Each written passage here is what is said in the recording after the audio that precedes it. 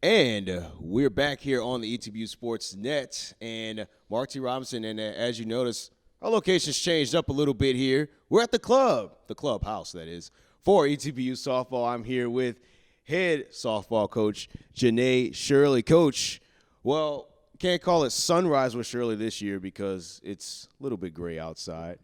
The rain's put a little bit of a damper on things, but we're here nonetheless. Shirley, you knew this was coming up, but we're here to talk about the start of your 2020 season. Obviously, last year you're coming in as ASC champions, and you have maintained your core, basically. You've only lost a couple of seniors from last year's overall team, but you're back here now with some new recruits, a lot of your same players. So just kind of talk about where the team is at this point as the season is just on the horizon for you guys. Yeah, I mean, it was an interesting fall. We really, Morgan Ars blew her ACL halfway through the season, so we had kind of made changes towards the end. But with the exception of her and Mackenzie Anderson, we returned everybody to our lineup and to our team. And so, we had high expectations. The fall was a little bit interesting because we felt like, we had so many kids returning that it would be very similar, but it was a lot different. I mean, every year is different. You have to find a different way to win, but we did have a large group of transfers and some freshmen that added into that, and it just had a different feel in the fall. But this spring, these girls have worked their tail off and really kind of done a great job of getting back to basics and really buying into our program and our culture and what we're about. And so we're super excited to see how this team finds a way to win. Absolutely. And obviously, with the success this program has had over the last 10 years or so, they've had no problems finding ways to win, obviously. But like you said, you've only lost two seniors last year, and you've maintained most of your core players here. So how much easier or how much harder does that make your job as a head coach coming in? Well, I do feel like it is a lot harder this year than it's been in the past, which is a good thing. I mean, I feel like with the addition of some of these, specifically our transfer class, I mean, we have a lot of difficult decisions to make. And, every day kids are competing. Even our kids that our returning starters are out there competing and getting better, and they genuinely want to win and push each other. And I've just really been impressed with how hard they work, and everybody's trying to find a way to help this team be successful. And I don't know that we necessarily know what that's going to look like right now. I mean, it may look very different than it did last year in a lot of positions, but that's what we're figuring out right now.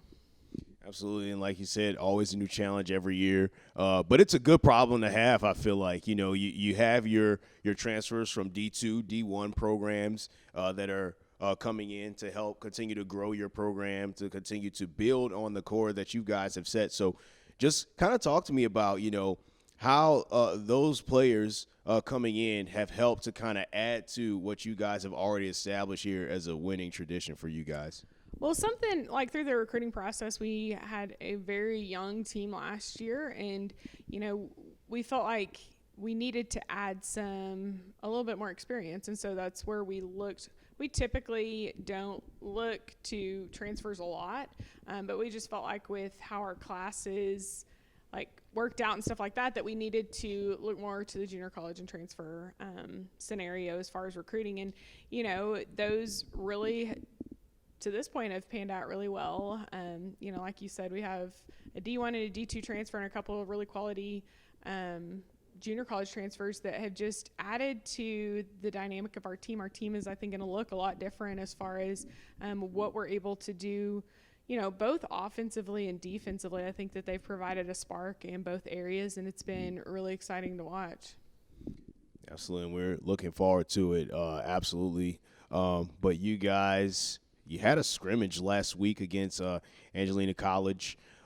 Just kind of talk about how that, as a head coach, looking at, your overall team and their performance, just talk about from your perspective, what are some of the things that you saw from your team that you didn't expect them to come out and execute as well? Or what are some of the things that you feel like your team can continue to improve on based on last week? Well, I think, when you're scrimmaging yourself constantly, it's really hard to walk away from it super satisfied because, if nobody gets a hit, then are my pitchers good or you just really have a hard time walking away from that satisfied. But we really walked away from that scrimmage pleasantly surprised. Defensively, we had some kids make some phenomenal plays. They really picked it up a level. I feel like defensively we have really just taken it to a different level. And a lot of that, it's not just the addition of new people, it's our returning players have stepped it up a notch and have found a way to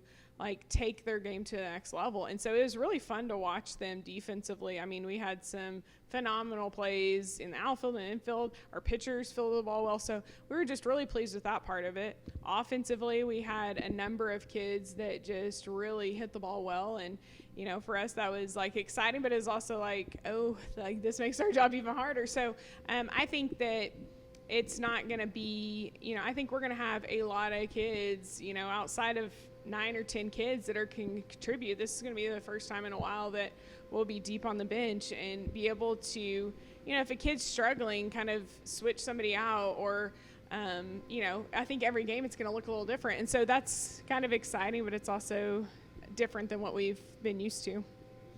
Absolutely. And obviously, coming in, like you said, only losing 2 seniors and the position that I was kind of most looking forward to is that third base spot. Obviously, Mackenzie Anderson brought a lot to your team, and she really meant a lot to, how you guys went about winning and executing. So has that kind of position been very competitive over the last couple of weeks of you guys preparing for the start of the season? How has that been so far? I mean, it's definitely been competitive. Mackenzie was a special kind of player. She was a phenomenal athlete and brought so much defensively and offensively to our program. It was just an amazing kid. So, it's been interesting. We have a lot of kids that have been competing at that position. And, there's kids that are making headway. But I think that that's still something that it's going to take us a couple games to figure out, and it may look different every game. It just depends on who we match up against. But,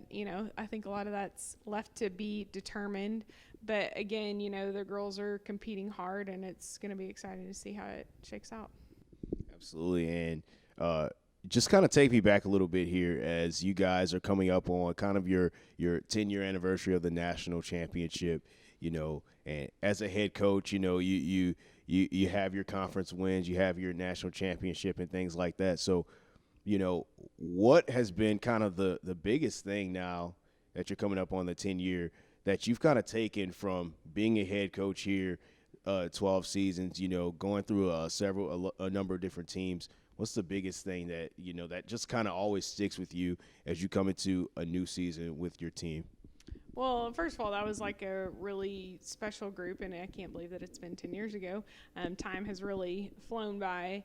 But that group really did so much for our program in establishing just really our culture and a lot of tradition of things that we do in our program. And there's still phrases and terms that we use now that translates to what we do on the field. Just every day they're competing against each other, but they're competing for each other. And that was something that group really started and believed in, and that's been carried on since we've been here. But, I think the biggest reminder of that, and that group was a part of it. The next year we returned a lot of kids and stuff like that. But the biggest thing we had to remember is every team and every year is different, and you can't always look back and try to win the same way you did the year before. And so figuring out what makes that team special. And even though we, only lost or changed a couple of players this year, it's going to be different. And there's going to be different challenges. There's going to be different strengths. There's going to be different motivational tools.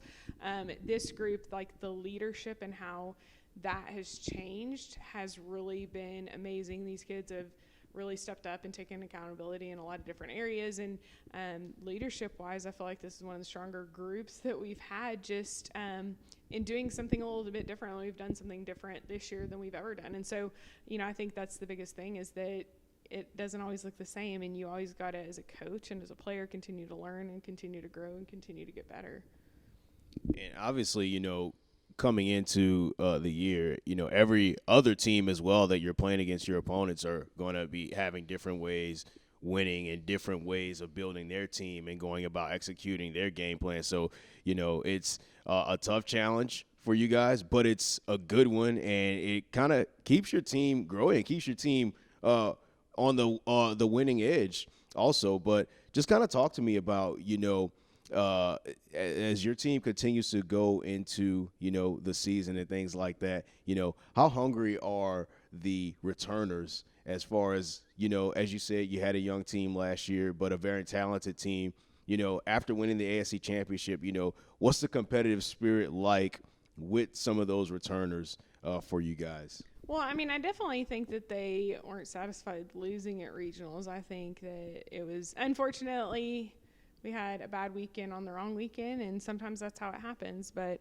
I think this team is excited to have the opportunity to prove that they're capable of playing at a really high level. And, they showed that last year throughout the season that they were capable of playing at a high level. And they're going to get challenged this year for sure. I mean, we have a really difficult schedule, and there's, going out to Arizona and playing back-to-back games is a challenge for anybody. But they're going to get pushed and they're going to get tested, and it's going to be how they respond to that's going to really ultimately determine their success. But I think that they're ready and excited for that challenge.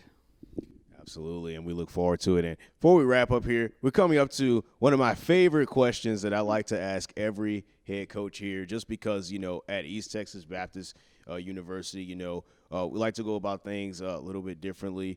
There's always a spiritual aspect to just about everything that we do here. So what is this year's, theme?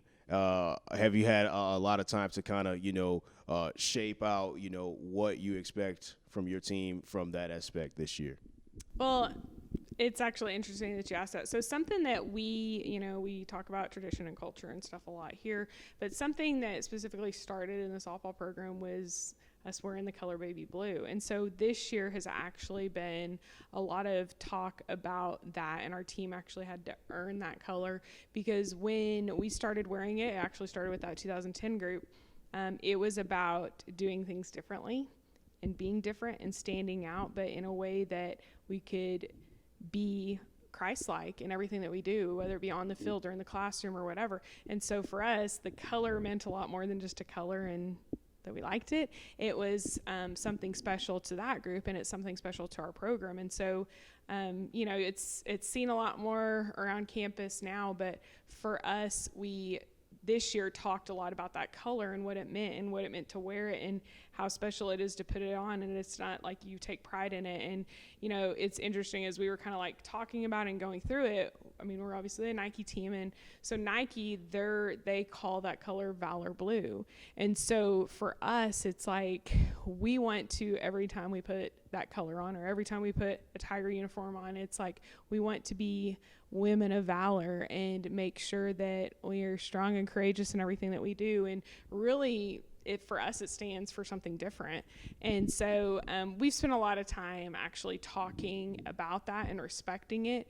And this team actually did earn their baby blue 2 days ago. And so kind of changed their wardrobe a lot. But it's funny. I mean, they would get so irritated on campus because they walk around and all these people have baby blue and they're not allowed to wear it, anything that they have. And so, but it also, they respect the fact that we've won championships and that, and just what it means. And so that's what we spent a lot of time this year talking about, is what that means to our program. Wow, and I actually never really knew that. So that is actually great to hear, and makes me kind of look at the baby blue a little bit differently now, because I remember there was a time where it was only kind of like a softball thing, and slowly but surely everybody else is now kind of starting to wear it around campus, and it's kind of interesting and cool to see here. And hopefully I earn the right to wear baby blue this year as well. Well, and I think our athletic programs have changed so much in the past 5 years even, and the spiritual aspect of each program is very intentional and very thought out by the coaches and the players in the programs. And I do think that color for us, I mean, I think that that's what every program is trying to do, is make sure that they win and they do it in the right way and they do it in a way that glorifies God. And so, whether other people on this campus know that that's the reason why we started wearing it, I think it's very significant because, back then when we started wearing it, there weren't any teams that had baby blue. Everybody was navy blue and gold. And so for us, it was being different and doing it the right way. And so I think it's exciting to see other teams on campus wear it and do it. Women's basketball is a great example. They really are intentional about the spiritual aspect of their program and growing. And I love seeing them wear it because I feel like they just represent that color and what it means to our program well. And they do it and they glorify God in everything that they do. And so I think that's awesome. Absolutely. And we look forward to seeing you guys out on the field. The ETBU softball team will be opening up their first home series next week when they take on ASC rival Hardin-Simmons University. Once again, Mark T. Robinson, head softball coach Janae Shirley, will be back with you guys with more on the ETBU Sports Net after this.